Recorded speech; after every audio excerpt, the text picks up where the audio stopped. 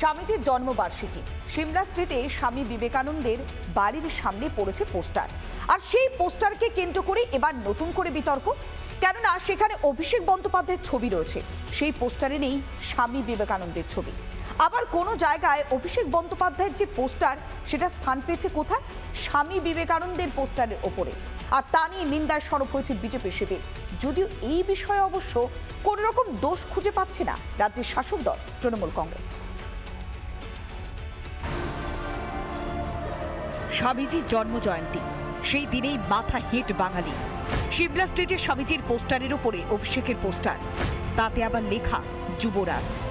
স্বামী বিবেকানন্দ, যার জন্য জাতীয় যুব দিবস পালন হয়, ঠিক স্বামী বিবেকানন্দের ছবি নিচে, যেখানে একের পর এক বাণী রয়েছে স্বামী বিবেকানন্দের, এবং ঠিক স্বামী বিবেকানন্দের যে ছবি তার উপরে রয়েছে অভিষেক বন্দ্যোপাধ্যায়ের ছবি, যেখানে লেখা রয়েছে স্বাগতম যুবরাজ।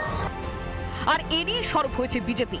তাদের অভিযোগ, এই ধরনের হোর্ডিং স্বামীজির বাড়ির সামনে বসে বিবেকানন্দকে অসম্মান করেছে তৃণমূল। যুবরাজ স্বামী বিবেকানন্দ, মুখ্যমন্ত্রীর ভাইপো যুবরাজ নয়।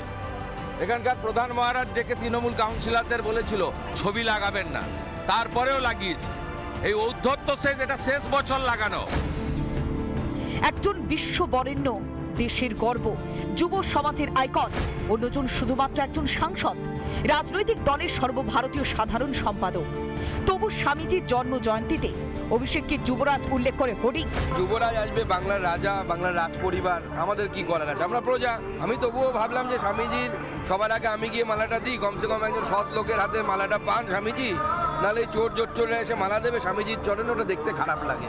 যাদের নাম কয়লা পাচারে আছে, গরু পাচারে আছে, তারা যদি স্বামীজির সামনে বড় বড় কথা বলে, তো ভারতবর্ষের সামনে কি চিত্রটা যাবে?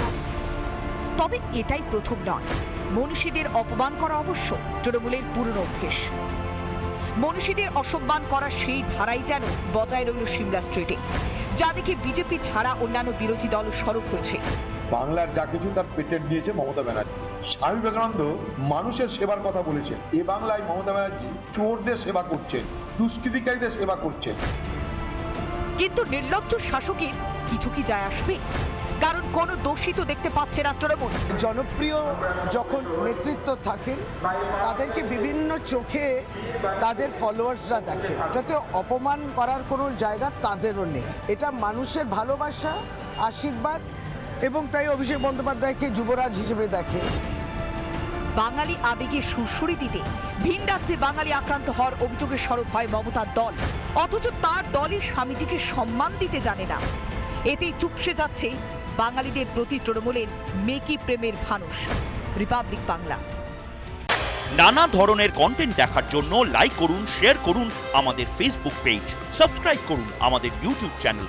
পাশাপাশি অন্যান্য ব্রেকিং নিউজের জন্য অবশ্যই চোখ রাখুন রিপাবলিক বাংলায়।